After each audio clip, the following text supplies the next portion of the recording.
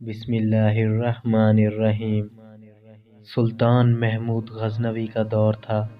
ایک شخص کی طبیعت ناساز ہوئی تو وہ طبیب کے پاس گیا اور کہا کہ مجھے دوائی بنا کے دو۔ طبیب نے کہا کہ دوائی کے لیے جو چیزیں درکار ہیں وہ سب ہیں سوائے شہد کے۔ تم اگر شہد کہیں سے لا دو تو میں دوائی تیار کر کے دے دیتا ہوں۔ اتفاق سے موسم شہد کا نہیں تھا۔ اس شخص نے حکیم سے وہ ڈبیا پکڑی اور لوگوں کے دروازے کھٹکھٹانے لگا، مگر ہر جگہ سے مایوسی ہوئی۔ جب مسئلہ حل نہ ہوا تو وہ محمود غزنوی کے دربار میں حاضر ہوا۔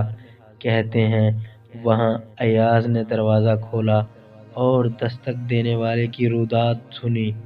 اس نے وہ چھوٹی سی ڈبیا دی اور کہا کہ مجھے اس میں شہد چاہیے۔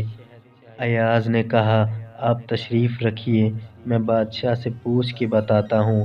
ایاز وہ ڈبیا لے کر بادشاہ کے سامنے حاضر ہوا اور عرض کی کہ بادشاہ سلامت، ایک سائل کو شہد کی ضرورت ہے۔ بادشاہ نے وہ ڈبیا لی اور سائیڈ میں رکھ دی۔ ایاز کو کہا کہ 3 کین شہد کے اٹھا کر اس کو دے دیے جائیں۔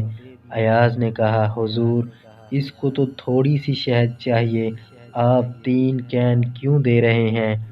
بادشاہ نے ایاز سے کہا ایاز وہ مزدور آدمی ہے، اس نے اپنی حیثیت کے مطابق مانگا ہے۔